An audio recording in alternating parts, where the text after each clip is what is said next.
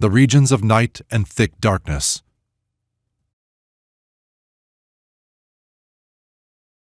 The description of the journey of Ra through the other world is sculptured on the walls of the tomb of Seti I at Thebes.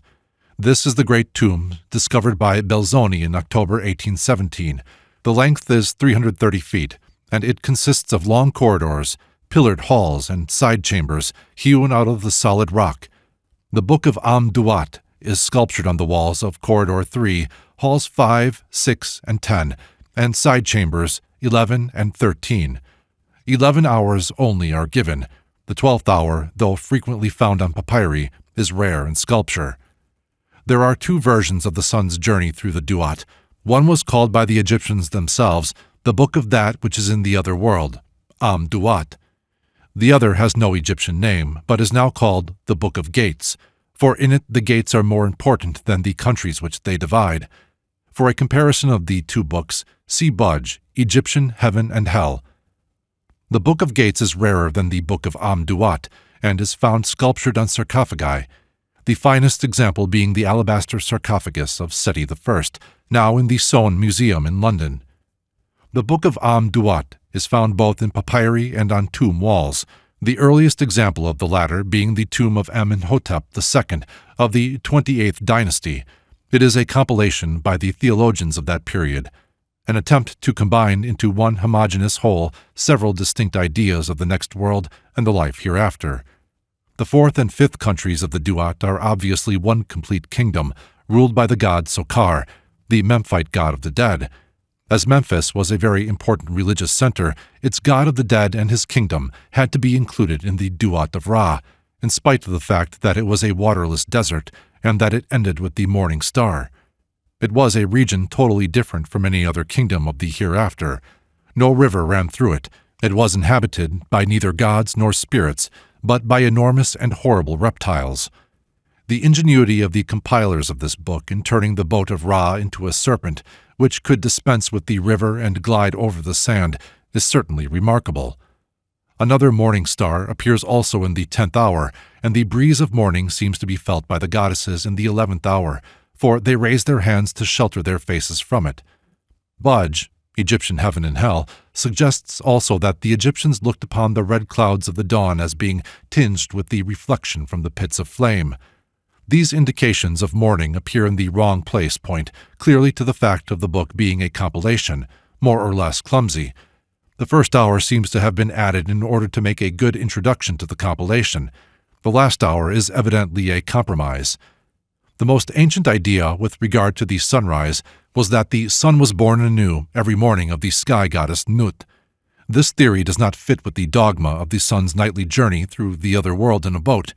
Therefore, the last hour is represented as a dark and tortuous passage, symbolizing the womb of the goddess. The birth of the sun was the most important event of the day to his worshippers. Consequently, the account of the last hour is found frequently on papyri, buried in the graves.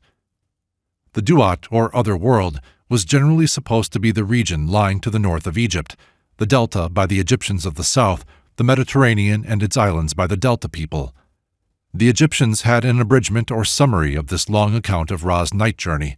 It was always written on papyrus in vertical columns, with all the scenes and long speeches omitted. It gives the name of each gate and country, and of the goddess of every hour. Sometimes, though not always, the names of the gods who live in the different regions, and always the magical words of Ra to the inhabitants of each land.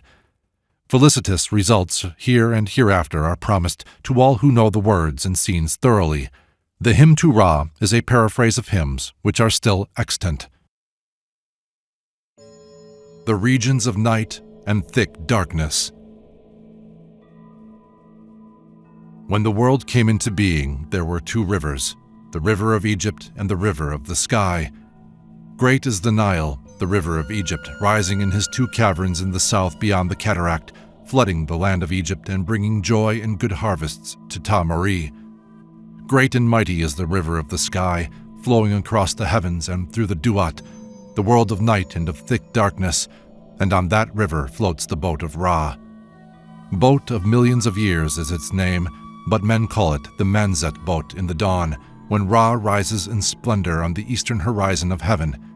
The Mesek Tet boat is it called in the evening, when Ra enters in glory within the portals of the Duat, where the mountain of Manu lifts its peaks to the western sky.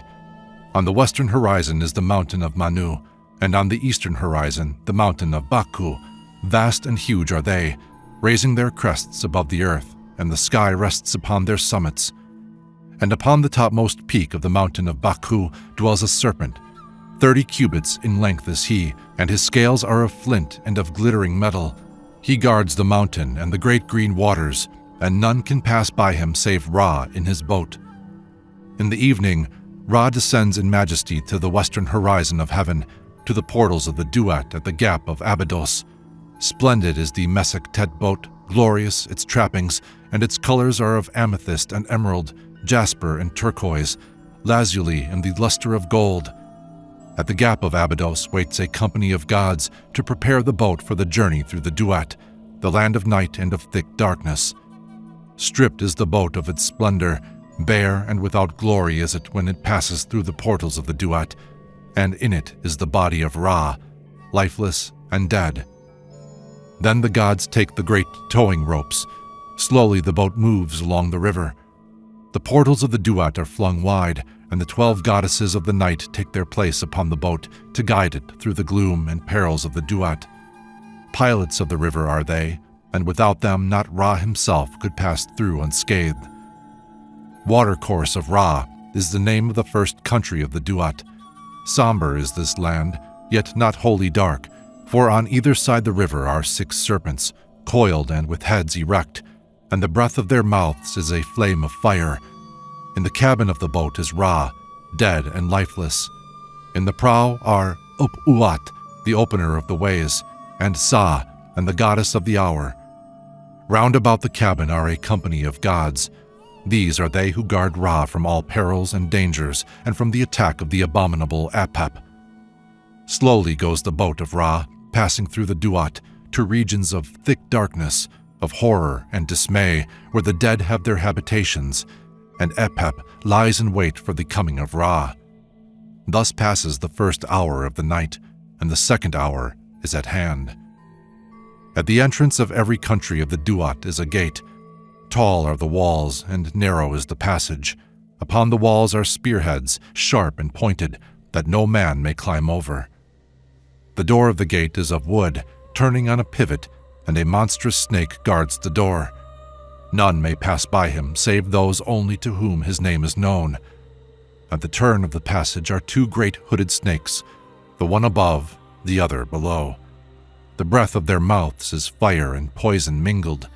Through the narrow portal on every side they send forth streams of flame and venom. At either end of the passage stands a warder keeping watch. Then the goddess of the first hour makes way for the goddess of the second hour, and she calls aloud the name of the guardian of the gate. Flung wide are the portals, the fire and poison cease, and the boat of Ra passes through. Ur-Nes do we name this second country of the Duat, but the Hanabu and those who inhabit the isles of the great green waters call it Uranos. The river is wide and bears on its dark waters 4 shallops. No oars have they, neither masts nor rudders, but float upon the stream and are carried by the current. Mysterious and strange are they, and the shadowy shapes which fill them have forms like the forms of men. In this country, Ra is Lord and King, and those who live here are in peace, for none can pass the great hooded snakes who guard the gates, whose breath is mingled flame and venom. Happy are those who inhabit this land, for here dwell the spirits of the corn, Bessa and Nepra, and Tepuin. These are they who make the wheat and barley to flourish, and cause the fruits of the earth to increase. Slowly goes the boat of Ra, passing through the Duat, through regions of thick darkness, of horror and dismay, where the dead have their habitation, and Apep lies in wait for the coming of Ra. Thus passes the second hour of the night, and the third hour is at hand. Then the goddess of the second hour makes way for the goddess of the third hour, and she calls aloud the name of the guardian of the gate. Flung wide are the portals, and the boat of Ra passes through. Watercourse of the only God is the name of the third country of the Duat, and here in the beautiful Amentet is the kingdom of Osiris. On either side the river are the great shapes of the gods surrounding the form of Osiris himself. Enthroned is he, appearing in splendor as king, with the white crown of the Southland and the red crown of the Northland upon his head. Great is Osiris, god of the dead, for all who die come before him for judgment, and their hearts are weighed in the balance against the feather of truth. His throne is set upon a running stream, clear and deep, and from the waters rises a single lotus blossom, the color of the sky at morning. Upon the blossom stand the 4 children of Horus, they who assist Horus at the judgment, who protect the bodies of the dead. To them belong the south and the north, the west and the east, and the 4 great goddesses are their protectors. They stand upon the lotus blossom, and their faces are towards Osiris. The first has the face of a man, the second the face of an ape, the third the face of a jackal, and the fourth the face of a bird of prey. This is the hour which evildoers fear. By their own actions they are judged, and naught can avail them. Heavy is the heart of the evildoer, and drags down the scale. Lower and lower it sinks, till it reaches the jaws of Ament, the devourer of hearts. Then is the evildoer driven forth into the thick darkness of the Duat to dwell with the abominable Epep, and to fall at last into the pits of fire. But some there are who have wrought righteousness upon earth, who have hurt no man by fraud or violence, who have succored the widow, the orphan, and the shipwrecked mariner, who have given food to the hungry and clothes to the naked, who have not stirred up strife, nor caused the shedding of tears. When these come to the judgment of Osiris, and their hearts are put in the balance, then is the feather of truth the heavier. The scale with the feather sinks down, and the scale with the heart rises up. Then does Thoth, the twice great, take the heart and place it again in the breast of the man, and Horus takes him by the hand and leads him to the foot of the throne of Osiris, that he may dwell in the kingdom of Osiris forever and forevermore. And now only can he see the most pure and truly holy Osiris, for the souls of men are not able to participate of the divine nature whilst they are encompassed about with bodies and passions. When they are freed from these impediments and remove into those purer and unseen regions, 'tis then that this god becomes their leader and king. Upon him they wholly depend, still beholding without satiety and still ardently longing after that beauty which 'tis not possible for man to express or think. Slowly goes the boat of Ra, passing through the Duat to regions of thick darkness, of horror and dismay, where the abominable Epep lies in wait for the coming of Ra, and where the pits of fire are prepared for the wicked. Thus passes the 3rd hour of the night, and the 4th hour is at hand. Then the goddess of the 3rd hour makes way for the goddess of the 4th hour, and she calls aloud the name of the guardian of the gate.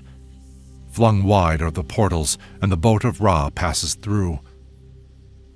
Living One of Forms is the name of the 4th country of the Duat, and Sokar has dominion in this land.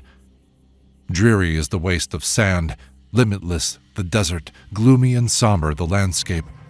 No blade of grass is seen, no tree, no herbage. Naught grows, naught lives, save monstrous many-headed serpents gliding along the ground or creeping upon legs. Terrible are they of aspect as they writhe and turn and hiss and roar. They raise their hideous crests on high and hold their dusky wings outspread. But their anger is not towards Ra, and he passes safely through their midst. Engulfed is the great river, and lost beneath the shifting sands, and where it ran is now a deep ravine. The walls of rock rise high and steep, and ever the way winds and turns between the rocks. Men call this place Ris Tao, the mouth of the tomb. Even in this gloomy desert, Osiris has dominion. Lord of Ris Tao, he is called. Therefore none need fear when traversing the narrow path. And now the boat of Ra can no longer float upon the water, but is changed into a great and mighty serpent with glittering scales. At the prow is a serpent's head, with watchful eyes and fierce. At the stern is a serpent's head with poisoned fangs prepared. Over the sand it glides as a boat glides over the water. Slowly goes the boat of Ra, passing through the Duat, through regions of thick darkness, of horror and dismay, to the place where Apep lies in wait for the coming of Ra. Thus passes the 4th hour of the night, and the 5th hour is at hand. Then the goddess of the 4th hour makes way for the goddess of the 5th hour, and she calls aloud the name of the guardian of the gate. Flung wide are the portals, and the boat of Ra passes through. Hidden is the name of the 5th country of the Duat, and in this dark and gloomy region dwells Sokar, its lord and king, god of those who are buried. Beside a turn of the winding way is his dwelling deep below the ground. Above it rises a high mountain of sand. Guarding it on either side are 2 sphinxes. Lions are they in their bodies, with the faces of men, and their claws are outstretched like the talons of a beast of prey. In the midst lies a serpent with 3 heads, and between his wings stands Sokar in the form of a man with the head of a hawk. Savage and fierce as a hawk is Sokar, and terrible is the punishment he metes out to those who rebel against him. Hard by his dwelling is a lake where the water boils and bubbles with heat as water boils in a pot. Into the boiling lake are cast the rebels, and they cry for Ra for help.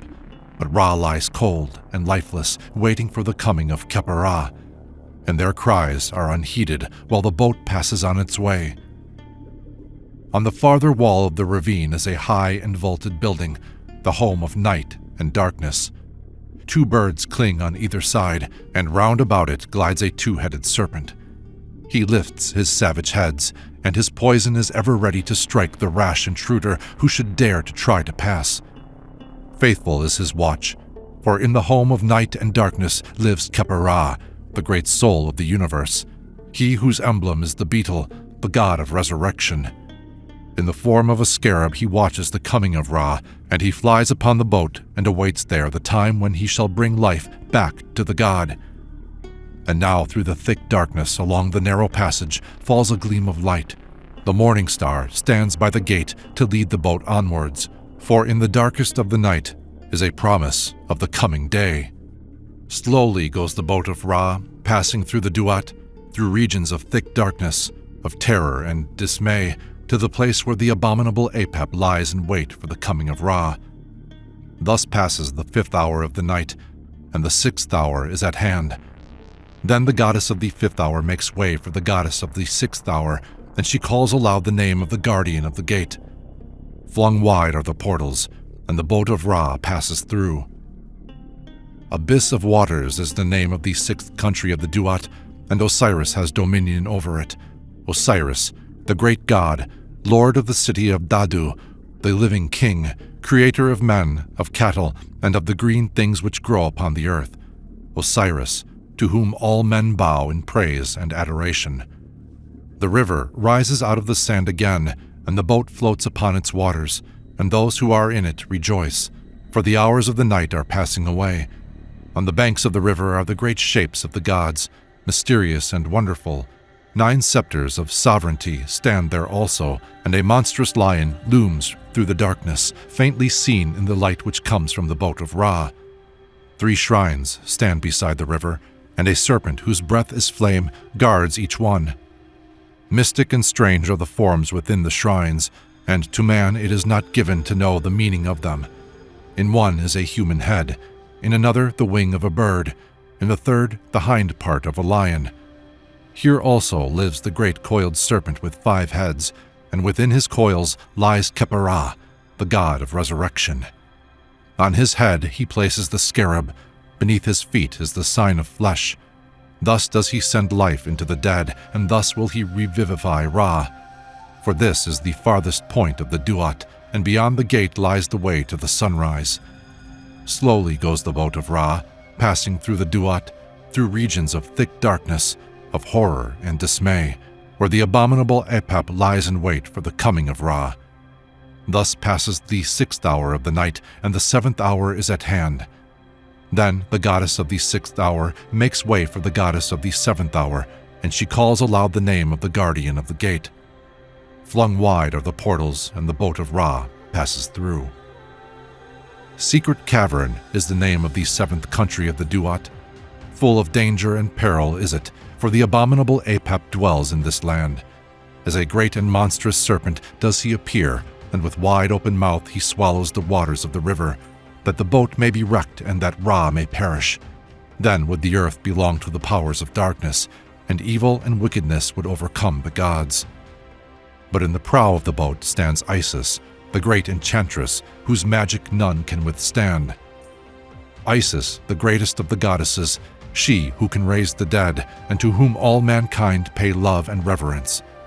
With arms outstretched, she recites the words of power, calling aloud across the dark river. Over the body of Ra, the serpent Mehen casts his protecting coils, for now is the time of danger. On a sandbank in the midst of the river lies the abominable Apep. 450 cubits long is the sandbank. The coils of Apep cover it so that naught can be seen but the river around him. Loud does he hiss and roar, and the Duat is filled with the thunder of his voice, yet Isis flinches not, nor does she cease her incantations and the magical movements of her hands. Her spells prevail, and the abominable Apep lies helpless on the sand. Then Selk and Herd-Dasuf leap from the boat of Ra and bind him with cords, and with sharp knives they pierce his flesh, hoping to destroy him. But Apep is immortal, and every night will he await and attack the boat of Ra. Yet Selk and Herd-Dasuf hold him fast while the boat continues on its way, past the great sandbanks where he writhes and twists and struggles to get free. But the cords are strong, and the knives are sharp, and his efforts are in vain. Onward goes the boat to the burial places of the gods. These stand beside the river. High mounds of sand are they. Over each mound is a building, and at each end the head of a man watches the passing of Ra. Softly goes the boat of Ra, passing through the Duat, moving through the darkness to the sunrise and the day. Thus passes the 7th hour of the night, and the 8th hour is at hand. Then the goddess of the 7th hour makes way for the goddess of the 8th hour, and she calls aloud the name of the guardian of the gate. Flung wide are the portals, and the boat of Ra passes through. Sarcophagus of the gods is the name of the 8th country of the Duat, for here dwell the dead gods. Dead and buried are they, embalmed and bandaged, as men embalm and bandage the dead upon earth. They cry aloud salutations to Ra as he passes, calling to him across the vast expanse, but so far away are they that the sound of their voices is as the roaring of savage bulls, as the cry of birds of prey, as the wail of mourners, as the murmur of bees. Before the boat go 9 followers of the gods. Strange are their forms, mysterious and wonderful, like naught that is upon the earth. In front of them march the 4 souls of Tatanan, in the likeness of rams, great and fierce, with horns wide-spreading and sharp-pointed. The first is crowned with high upstanding plumes, the second with the red crown of the Northland, the third with the white crown of the Southland, the fourth with the glittering disk of the sun. Ancient is Tatanan, dweller in Memphis, where the abode of Ptah is on the south of the wall. Softly goes the boat of Ra, passing through the Duat, moving through the darkness to the sunrise and the day. Thus passes the 8th hour of the night, and the 9th hour is at hand. Then the goddess of the 8th hour makes way for the goddess of the 9th hour, and she calls aloud the name of the guardian of the gate. Flung wide are the portals, and the boat of Ra passes through. Procession of Images is the name of the 9th country of the Duat. Full and strong runs the river, and the boat is borne forward upon the rushing stream. 12 star gods guard the boat, with paddles in their hands, ready to help the boat in case of need. Thick darkness broods not upon this land, for 12 great hooded snakes lie coiled upon the bank, and the breath of their mouths is a flame of fire, gleaming upon the dark water and upon those who dwell in the Duat. 3 shallops float upon the somber river. Strange is the shape of these shallops, not like the boats of men, and the shadowy forms within them are in the likeness of a cow, of a ram, and the soul of a man. From them the dwellers in this land receive the offerings which are made to them upon the earth. Then the star gods break into singing, and the 12 goddesses and the weaving gods and the dwellers in this land chant the glory and honor of Ra, praising the Lord of the boat, the maker of earth and of heaven. With joy and singing they follow the appointed path. Onward goes the boat of Ra, passing through the Duat, traveling to the sunrise and the light of open day. Thus passes the 9th hour of the night, and the 10th hour is at hand. Then the goddess of the 9th hour makes way for the goddess of the 10th hour, and she calls aloud the name of the guardian of the gate. Flung wide are the portals, and the boat of Ra passes through. Abyss of waters, lofty of banks, is the name of the 10th country of the Duat, and the ruler is Ra. The dwellers in this land come to meet their king as he passes by upon the swelling river.